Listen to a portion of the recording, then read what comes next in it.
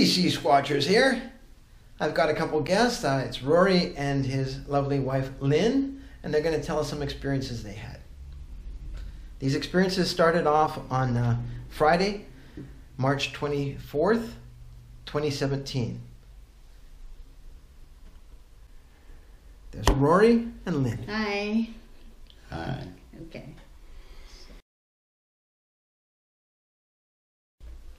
So Rory lives in Alberta, and he was going to do some steelhead fishing at Stamp River on Vancouver Island. So they had to fly over from Edmonton over to YVR and then take the ferry and head over to Stamp River. They had to leave very early in the morning, about 4 o'clock in the morning. But they woke up a little bit earlier that day.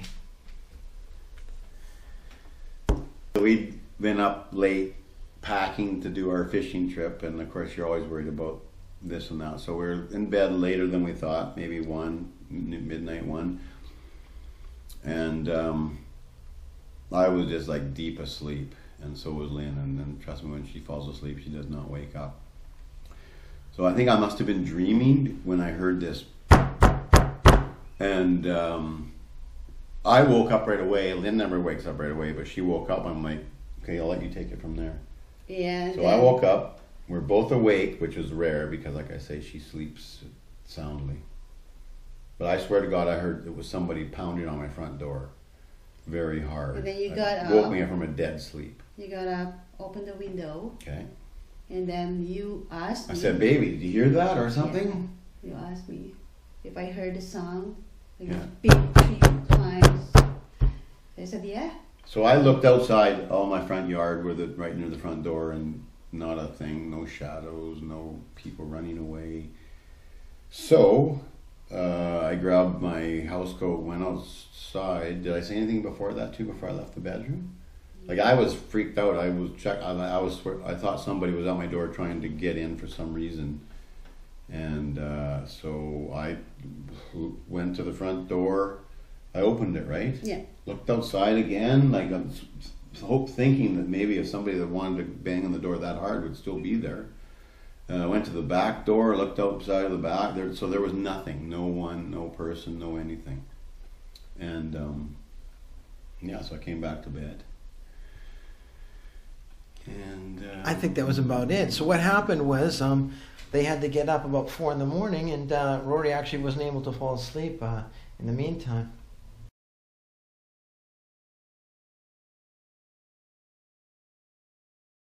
To Stamp River Provincial Park, the Sasquatch lurking throughout the area. So then you guys traveled to Vancouver Island. You did a couple days of steelhead fishing at Stamp River. You had a guide, and you had a great time. Got some nice catch and release steelhead there. And at some point, you had to ask the guide a question. well, you had asked me when you found out we were going there. Ask your guide if he's ever seen a Sasquatch or heard any weird thing, and because he fishes like 350 days out of the year almost, or 330 or something, I'm like, he must have seen something if there is anything weird going on in those bushes.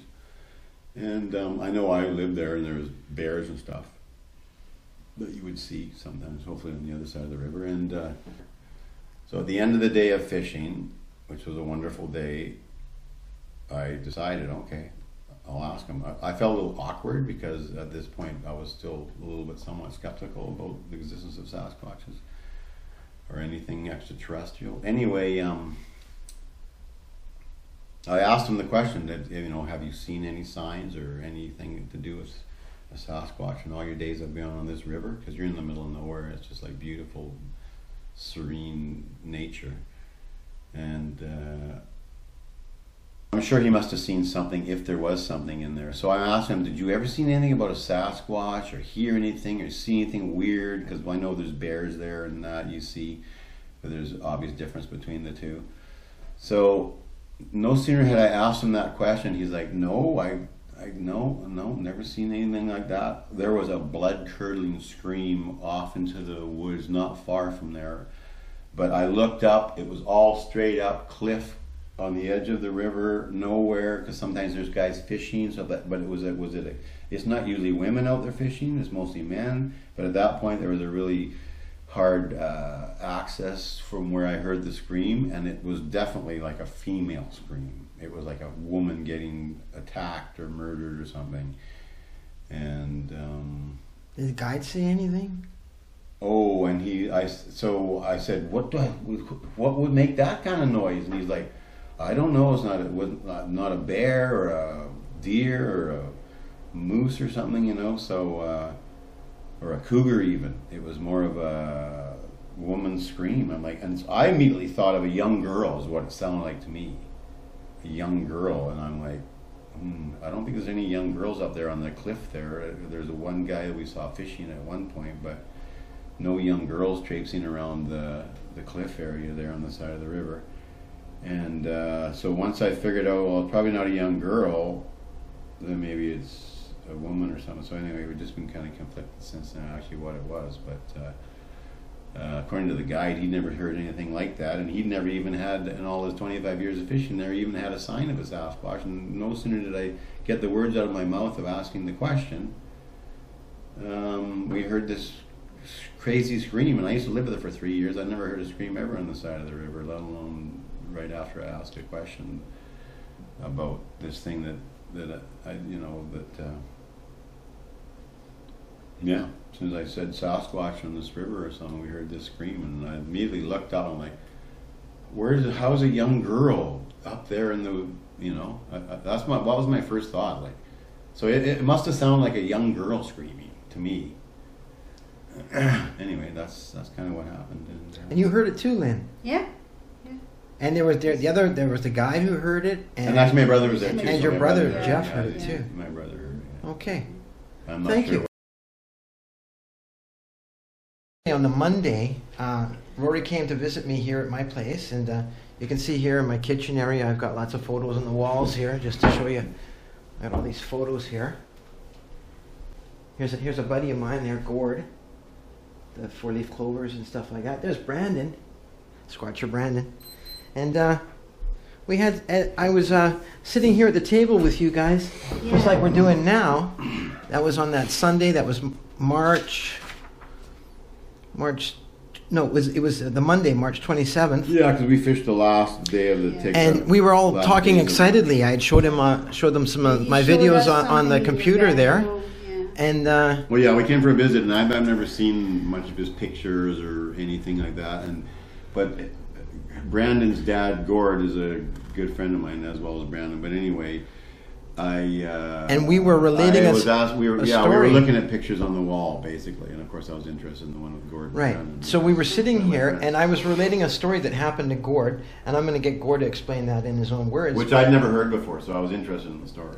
But on the 25th of May, 1979, myself, two of my friends, Murray and Ken, went for a camping trip up to Gold Creek in the Golden Ears Park.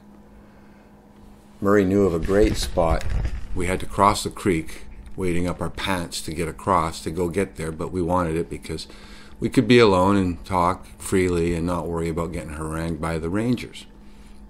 Harassed, so to speak. Anyways, yes, we built a nice fire, having a great time. We brought weenies and beans. We were roasting our wieners and having a great time. Sun was down, stars were up. Fantastic night. Suddenly we hear this splash in the creek. A rock landed in there. Well, not a big rock, and we all looked at each other and, all right, who's responsible for that? And we're all pointing the fingers at each other.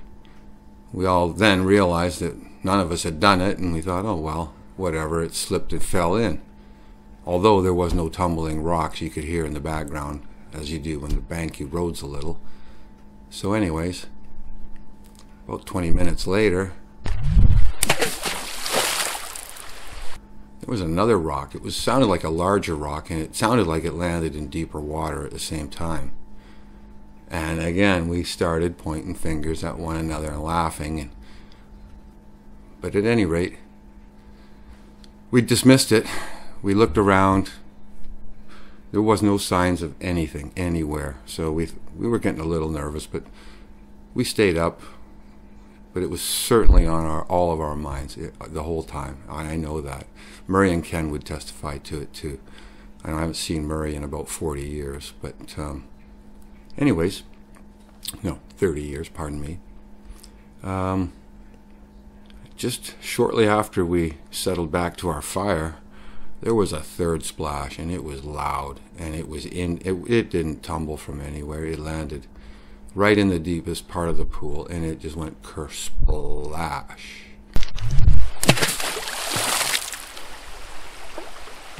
And that freaked us all out a lot, because that thing, probably none of us could have thrown it that far.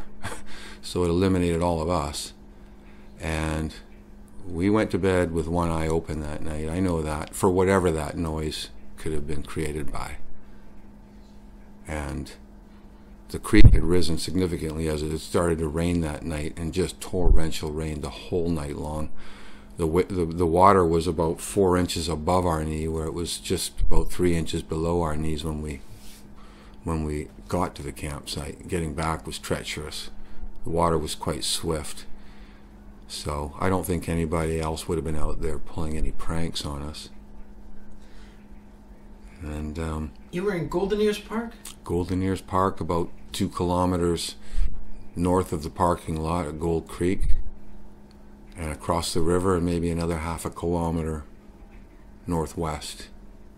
So, Okay. but along the bank of the creek, and away from the frequently used trail. So did you have any flashlights or anything? Yeah, oh yeah, we had flashlights. We searched the area quite thoroughly, and there was nothing that we could see or find. And I know my way around the outdoors, and so did those guys. And we're not chickens. You know, we weren't afraid, but we looked, Rich, and It was just a mystery. Like, I mean, it's not like it's a mystery. Still a And it mystery. wasn't until like years later when somebody suggested it might have been some kind of Sasquatch incident or something like that. Yeah, somebody pointed that out to me, and then it kind of could have made sense. I didn't see one. Well, thanks, Gord. I think you're a lucky man to have that all happen. I do too. Thanks, bud. Okay. The interesting part about that story is, and I had to go fetch this book that I keep in my room here. It's the Sasquatch in British Columbia book. There is that in May 20th, 1979, in Haney, there was a report here. Can you open the book to that proper page there? Where you need there? Oh, where it's marked? Where's the Oh, I'm sorry. Okay. I came to explain that what happened at Gord was actually documented a very similar time on the same Gold Creek in Golden Ears Park, that they found some tracks and they actually had a sighting there. And so I'll let Gord tell that story. But as we were talking about that, we were all in a very excited state hearing about that. Yeah, I'd never heard the story actually, and it was. The picture came off the wall. 20 years ago or something? This picture crashed to the floor. The frame broke. I've since glued it. And we all had our hair stand on end. Yeah, it was Yeah. really weird because we were talking about it right at the same time, kind of like when I asked the question. It was an Right. immediate. And it was response. no other picture, only the one with Gord. That We were talking talking about Gord. the story of that picture. Yeah, I know. So I was like, "Ooh, that's weird." And the pictures are all securely hanging there. It wasn't like there was any kind of shade. I've never had a picture come off the wall. We actually were quite startled when we heard it crashing to the floor. But it was at the very same time that. Well, what was the story? There They was were camping or something. There was a quiet moment when that happened. Like everybody's like looking, thinking what happened. And we were really freaked out when we how saw the that it was pictures that fell picture. down. The picture of the Yeah. story that he was telling us. So. So That was kind of a sign, but yeah. that so was you've back had on you've the had fishing like trip. 3 incidents happen to you, all very strange within like a few days. You had Yeah. the Friday, Yeah. the Sunday, and then on the Monday. So what do you think? You didn't see any Sasquatch, but No, do you have no. any kind of feelings about the nature of these kind of Well, creatures? definitely Oh, yeah, changed yeah. my mind about things. Because and before since the day we flew and then the banging on the door freaked fishing, me out. Like I was like, Yeah. and it actually, it's I envisioned some big guy at my door, banging. There was a sound like some guy was going to bash the door down. But the fact that Lynn woke up, that says something, because I can have a party in the room when she's sleeping. Thank you. You're welcome, Red. Thank you. Yeah, you're welcome. It's our pleasure. That's all I've got for BC Squatchers today. Bye now.